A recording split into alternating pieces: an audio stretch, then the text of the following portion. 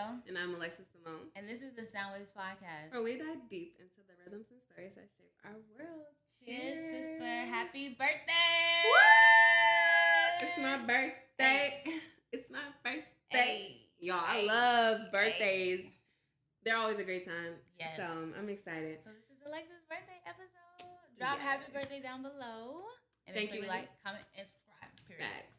All right, so today's drink, I'm going to be honest, y'all. Today we're not drinking a mocktail. It's a celebration. We're drinking liquor. We're drinking liquor today, okay? We grown. And so this is a moonshine with a splash of, what juice? Cranberry?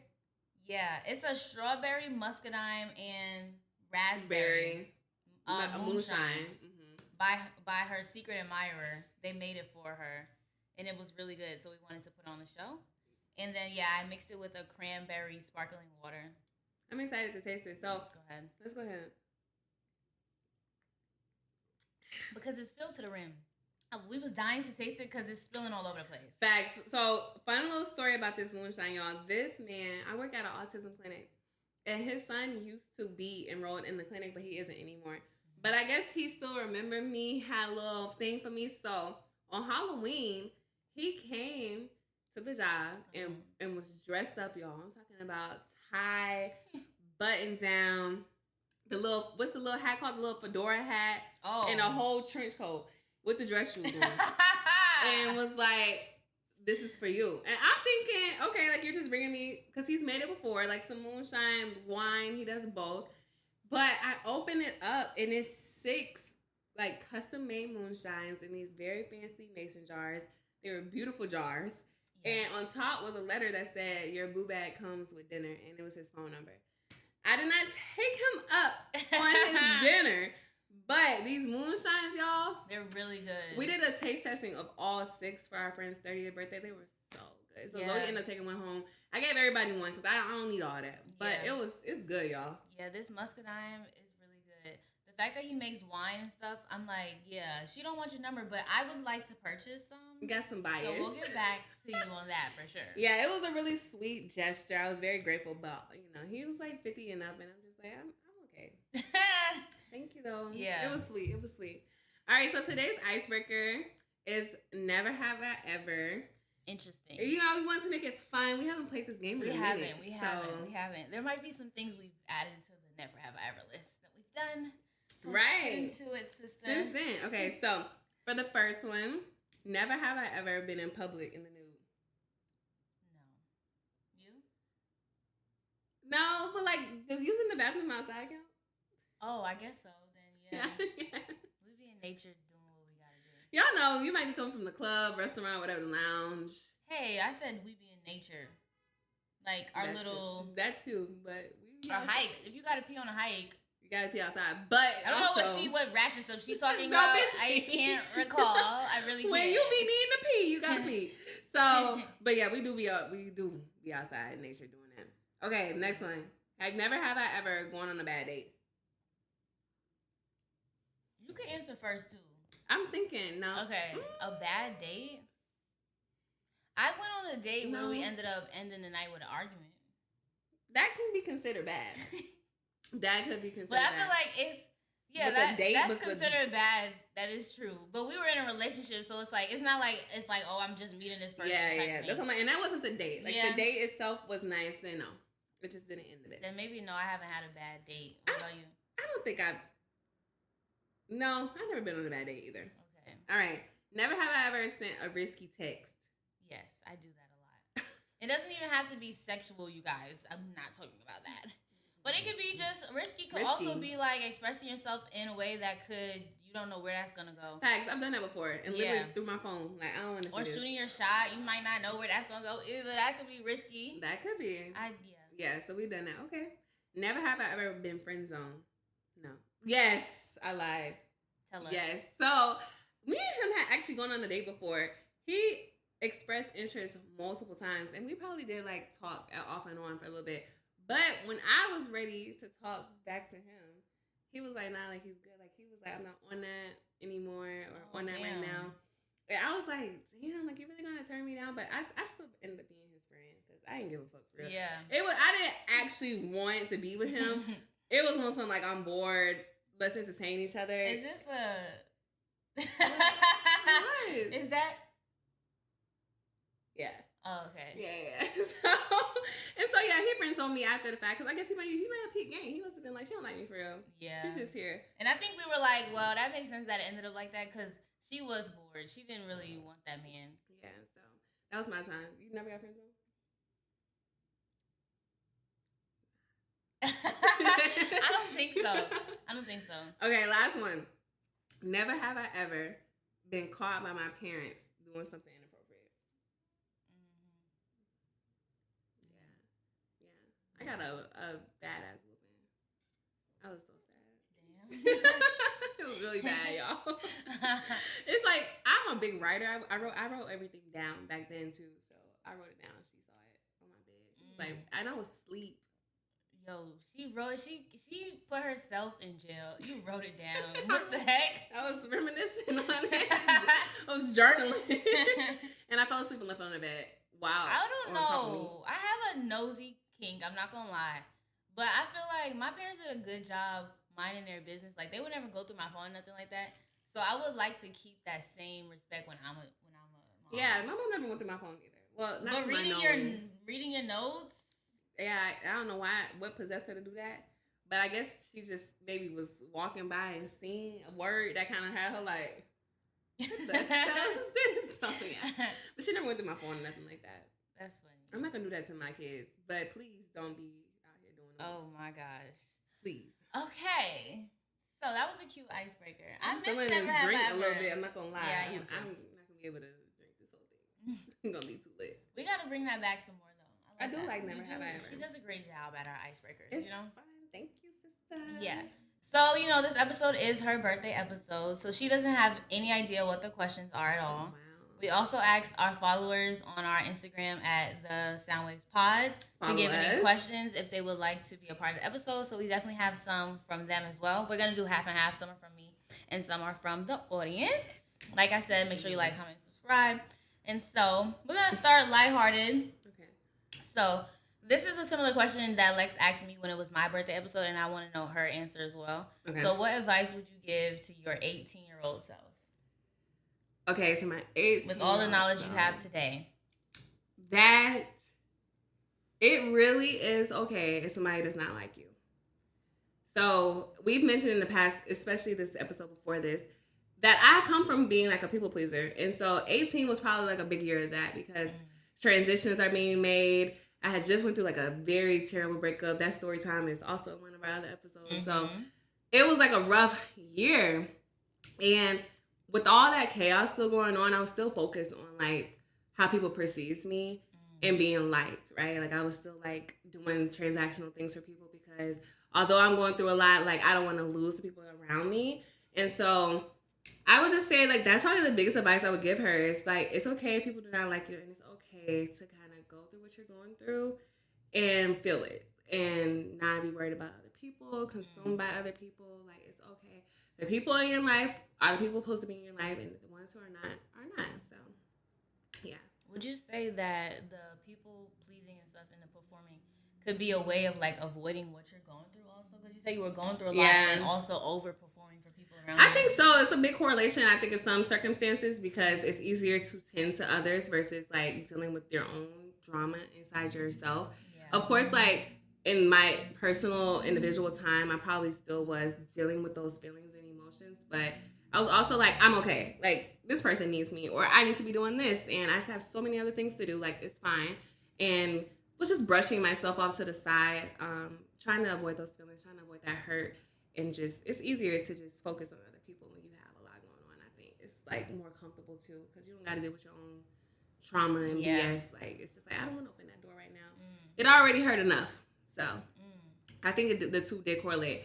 So, I would tell her, like, girl, it's fine. Like, the people who are supposed to be there for you will be there and deal with you. Like, take care of you, and you'll be okay. Amen. Yeah. So this one's from the audience. This question is... I'm getting hot.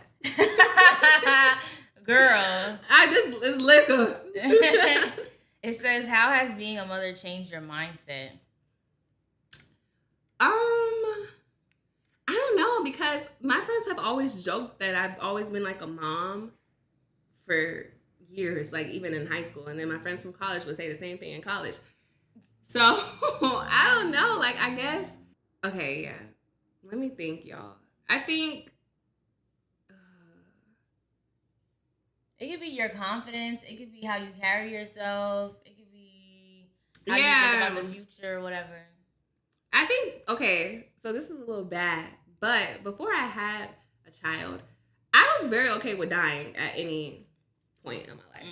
And it was not on some suicidal stuff, but it was more so like, whatever happens, I feel like I've lived a really well life. And if it happens, it happens. So, like, even if we were, like, out or anything, I would be like, I'm okay with dying. Like, it's fine. Okay. I guess I was, like, a lot more, like, risk-taking or, like, spontaneous. And so it was a little bit more carefree, I guess you can say. Like, I just really didn't care. Not to not be on earth, but, like, to whatever happens, I'm okay with it happening. Now I definitely feel like I have something to live for. So I'm not out here just like, if we die tomorrow, it's okay. Like, I do want to live. Yeah. That is something like lighthearted, I guess, kind of dark humor, but that is true. I did used to be very okay with dying back then. Also, I do think I'm a little bit more confident. Amen. And I think it's important for me to make sure I'm like speaking and advocating for myself, because I have to do the same for my child, and not the only one who can do it. I can't be looking to other people to advocate for him. So it's helped me be able to say how I feel and advocate for myself more as well, because I have to do the same thing for him. And so I think that's what it has just increased my confidence as well, because I don't come from being like very outspoken.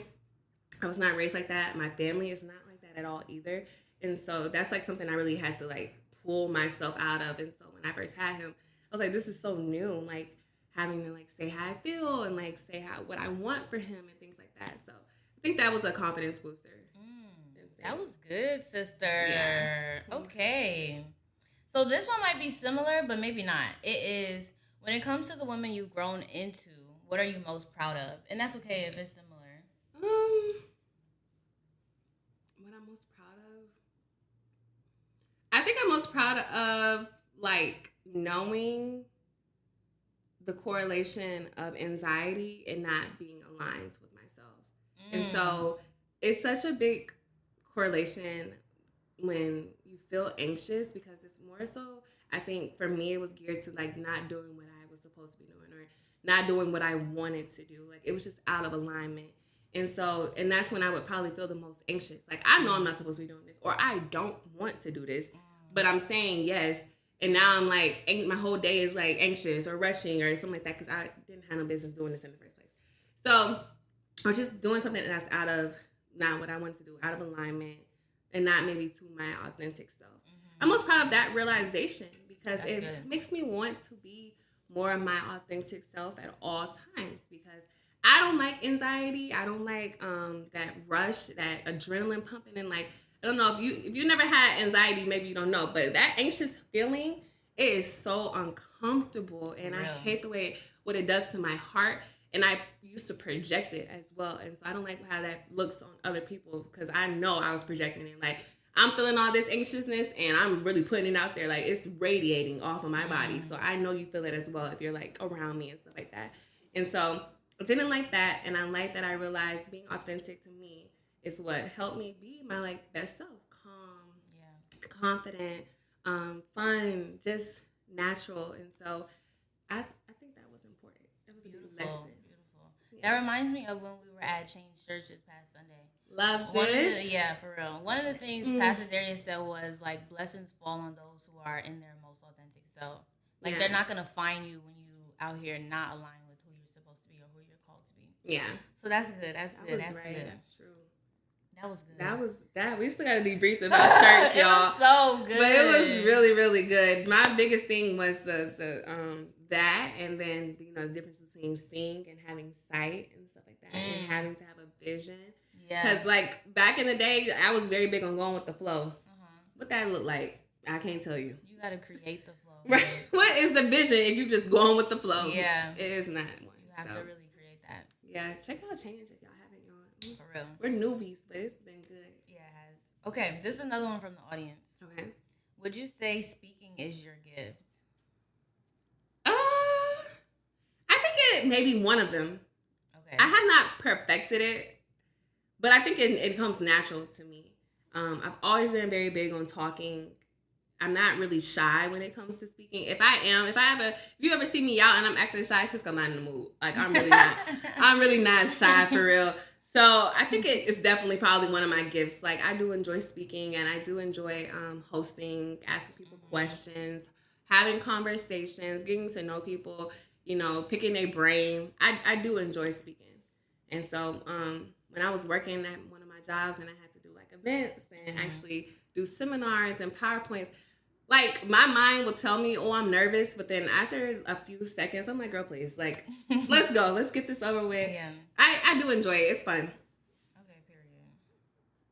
I love this. This is good, girl. You just rolling and rolling and rolling. Okay, period. Okay, this is the last one from the audience. This got me loose. Heart racing. When did you realize you wanted to start a podcast? That's the question from the audience. I think me and Zoe was just having so many conversations and joking moments where we'll be like, we need cameras around us. We need cameras around us. Or it will be such a great conversation. Yeah. And it'll be like, we should have this. Like, this needs to be somewhere. Like, imagine if people saw this. Like, this was just fire. Mm. So it was like, 2024 maybe? Like last year or 2023?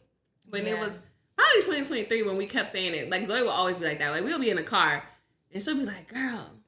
And it just be funny because we're not YouTubers like vloggers or nothing, but we be in the car eating and it just be hilarious sometimes. Facts. Like the sounds and the freaking notes that we got for the food. Like, wait, they should have. We be having an opinion on everything. Be hilarious. We rate everything. Yes. We can be at a hotel like let me consult you. We love rating events. We be like, they should have put that over there.